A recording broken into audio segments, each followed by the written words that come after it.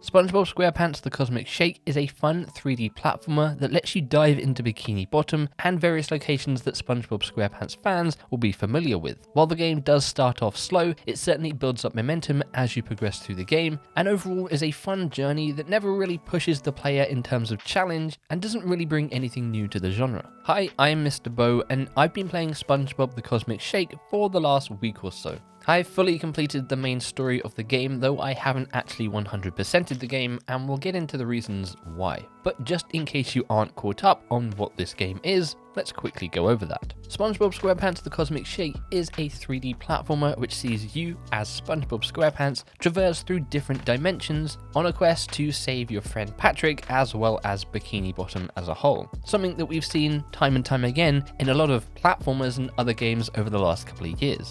This story doesn't really do anything new, but what it does allow this game to do is to pull from the wide world of SpongeBob SquarePants and introduce characters you'll be familiar with a slight twist. It also allows for multiple fun locations that you'll be hopping through each time you go to a different level. So let's talk about the story. It sees SpongeBob and Patrick find a bubble blower that apparently can make wishes come true. SpongeBob wishes for Patrick to have a balloon-filled journey and then hands out the bubble blower to basically everyone in Bikini Bottom to start giving them their wishes. However, the wishes then come true, Patrick gets turned into an actual balloon, and then of course it's up to SpongeBob and Patrick to head into different dimensions to save Bikini Bottom. Throughout the game, you'll meet various characters that you'll be familiar with in each of these different dimensions, but with a slight twist. In the Wild West Jellyfish Fields, you'll meet Mr. Krabs, however this time he's an outlaw. In the Karate Downtown Bikini Bottom, you'll bump into Squidward, who is a director. The list goes on. However, one thing that I did find with this story is that it wasn't really of interest. Every time dialogue popped up, you're given the option to skip through it, and to be honest, most of the time I did, because I just wanted to get into the gameplay, because the story just wasn't anything that held my attention.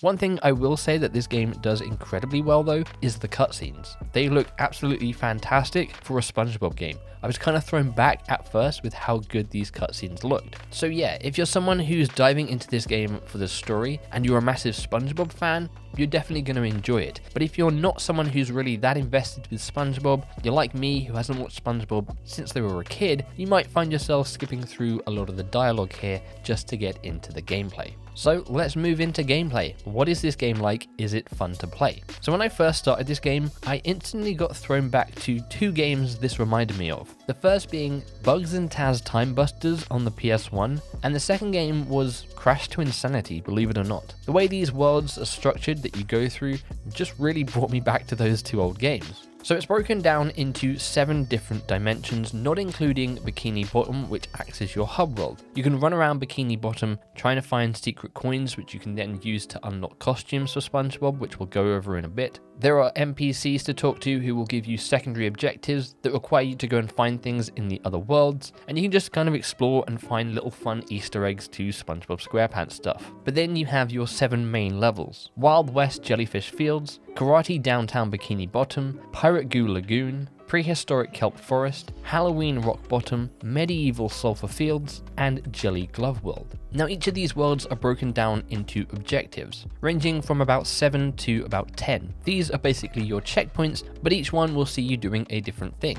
For instance, the starting world of Wild West Jellyfish Fields. You begin with doing a lot of platforming, but then you'll move into the second checkpoint, which will see you riding on a seahorse through a section of the level, similar to what you see in games like Crash Bandicoot. You then move into the third section, which sees you having to collect cactus juice for Mr. Krabs. So you'll be platforming up these mountains to try and find the cactuses to then drain them of their juice. Now each level is structured like this with a fun mechanic throughout each one. The Karate Downtown Bikini Bottom level is supposed to be a Hollywood set, so at certain points throughout the level, director Squidward will get you to act out scenes from the film. The camera will go to a side view and it will be like an old school beat 'em up. In Halloween Rock Bottom, you'll be turned into a snail and we'll have a whole section of the level where you're just a slow snail trying to get through it. The Prehistoric Kelp Forest will see you riding around on top of a boulder, and this certainly helps keep what would otherwise be a pretty boring and stale gameplay loop a little bit more fresh. However, the first 3 levels, the Wild West Jellyfish Fields, the Karate Downtown Bikini Bottom, and the Pirate Goo Lagoon, do start to drag on a little bit. It's not until the second half of the game, when you get to these more exciting worlds,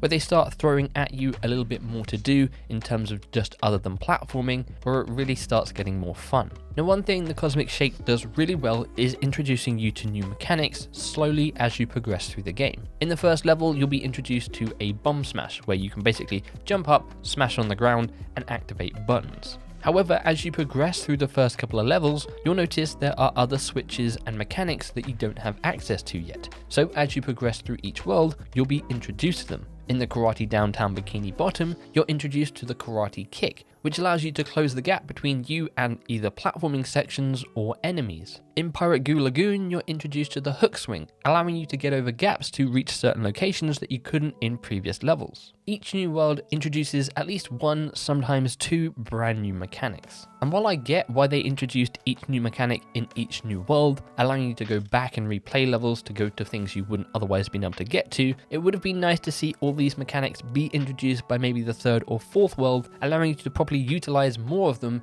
in the later levels and make things a little bit more exciting. Now, one thing we haven't touched on is combat in this game. Fighting enemies. This game does a pretty good job of introducing you to different enemy types as you progress through the game, but the combat itself isn't anything to write home about. It's pretty basic, and you should, hopefully, never actually die during combat. It's that easy. It's your typical 3D platformer, mashing the one button, sometimes mashing another button to dodge out of the way, but you'll run into your basic enemy. They'll introduce then an enemy spawner that you'll have to take down first, otherwise it will keep spawning more and more enemies. You'll be introduced to ranged enemies that you can actually stop from afar using your bubble blast. Later on, as you progress through the game, you'll be introduced to a big bruiser who you must wait until he actually stuns himself before you can attack him and take down his life bar. There'll be these smaller jelly enemies that you first need to karate kick to stun them before you can then take them out properly. There are these cube jelly enemies that will actually fly around, and you need to wait until they smash down on the ground and stun themselves before you can take them out.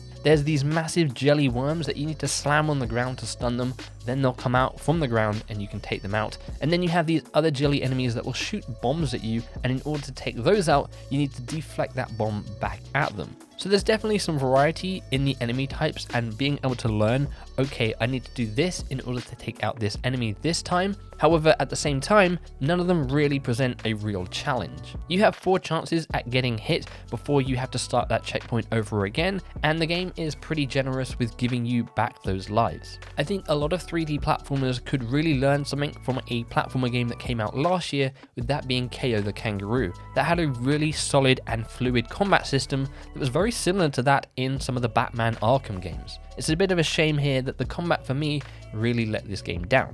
In some of the later levels, you'll just find yourself really skipping enemy sections if you can. However, sometimes you are required to take out all the enemies in an area to progress. In fact, some of the enemies you'll find in the Halloween levels are these sort of stealth sections where you need to stay out of their light. You can take them out by scaring them from behind, and to be honest, these enemies felt pretty pointless. If they saw you, you'd just jump up right behind them, scare them, and take them out instantly. What felt like a cool mechanic at first quickly became something that you could just basically cheese instantly. Now, another big part of this game is at the end of each world there is a boss fight, and I use the term boss fight very loosely. There's probably about 2 or 3 boss fights in total when you have 7 worlds. Some of the boss fights aren't really boss fights and are more just encounters. For instance, the boss fight in the first world sees you basically just going through a train trying to catch up to Mr. Krabs at the end, fighting waves of enemies. However, when you do get to what I'd call a real boss fight, they are actually really well done.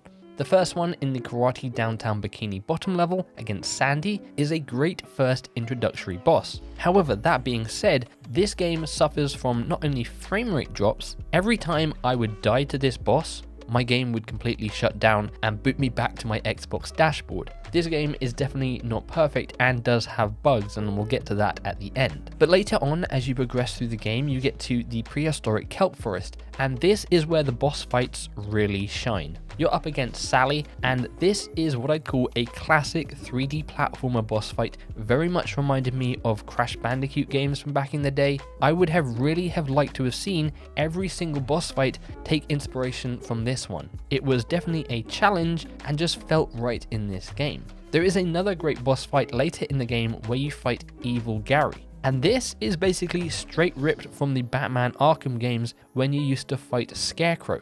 He is a massive looming threat, and he is scanning the area with his eyes, and if you get caught in his eyes, he will freeze you. It would have been really nice to have seen more of this stuff peppered into some of the earlier levels. And in fact, the last couple of boss fights, which I won't go into and I won't show gameplay here, were really a bit of a letdown and were super easy. So I guess the final couple of things to touch on are the collectibles that you get throughout this game. You're collecting jelly as you progress through this game, similar to Wumpa Fruit in Crash Bandicoot, gems in Spyro. It is your main currency, and this currency is used to unlock different skins for SpongeBob as you see fit. However, in order to actually unlock the ability to then use your jelly on these skins, you first need to find coins. Now, you'll unlock a selection of SpongeBob skins just through playing the campaign. However, if you want to unlock more, you'll need to find these coins. Getting 2 coins unlocks you the first selection of skins, getting 4 coins unlocks you the next selection of skins, then getting 8 coins, 10 coins, 12 coins, 14 coins. However, every time you unlock the right amount of coins, for instance 4 coins to get the 3rd level of skins, those 4 coins will be gone. You then need to get a new fresh set of 8 coins to unlock the next set. And this is where the replayability comes into. Once you've completed the game and you have all the different abilities and skills that it's given you, you can then get to places you couldn't previously get to get those coins. However, at no point did I really feel the need to go back through levels to unlock a skin for SpongeBob to then play through levels again. There's no such thing as time trials in this game. Yes, there are secondary objectives that you can do for other characters, but they again just unlock you coins to then buy more skins. For me personally, this game definitely needed something else to make me want to go back and replay levels, because once I was done with the campaign, I was pretty much done with the game. So before we wrap this up, let's quickly talk about bugs and issues that I have with this game.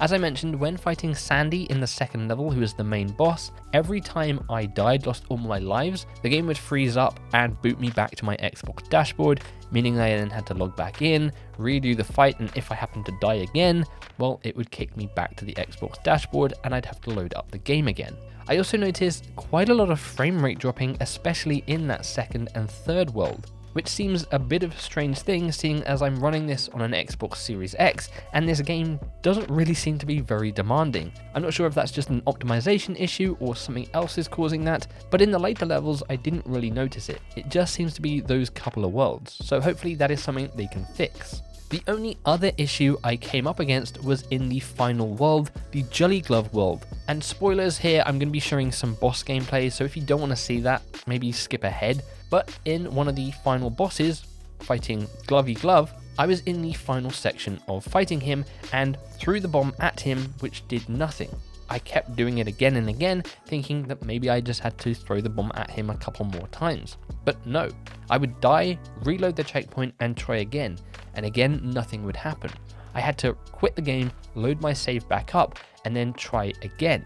Now, I'm not entirely sure if quick resume on the Xbox was the main culprit of this, or if something else caused this, but that was a little bit annoying. Apart from those couple of issues though, this game is pretty much flawless in terms of running well, at least on the Xbox Series X. The only other big issue I had with this game was the voiceover from SpongeBob. I can't even tell you how many times I've heard him say the same 3 or 4 lines over and over and over and over again. There really isn't much variety in what SpongeBob says, and that can get really annoying and really old pretty quick. However, with all that said, Spongebob Squarepants The Cosmic Shake is an absolute blast of a game to play through. The variety in levels is something that I think really shines through in this game, and in the later levels the variety in gameplay helps this game push towards the finish line and kept me interested and engaged. The wide cast of characters is also something really awesome to see, and the fun little references to even the loading screen sometimes being like 47 seconds later. Fun little nods and memes that came out of SpongeBob really makes this game feel special. This game definitely sits up there with some of the great platforming games we've had over the last couple of years. The Cosmic Shake really feels like a great foundation that could be built upon and made even better if they do a second one of these. Giving Spongebob Squarepants a rating out of 10, I would have to give it a solid 7. If you're a fan of 3D platformers, you're a fan of SpongeBob, you like wacky variety in gameplay, and you like that sort of Metroidvania element of gameplay where you unlock an ability and then can go back to previous levels to get collectibles, this game is going to be for you. Even though it started off slow and a little bit boring, it ramped up towards the end and I definitely had a blast by the time I was done. So let me know in the comments below, are you excited for SpongeBob Squarepants The Cosmic Shake? Are you going to be picking it up for yourself? Maybe you've already dived into it, and if so, let me know your thoughts in the comments below. If you did enjoy this review, then click that like button and subscribe for more gaming content and coverage on the channel. Apart from all that, thank you very much for watching and for hanging out with me. Hopefully I'll catch you around, but until then, as always, be good to each other. Cheers.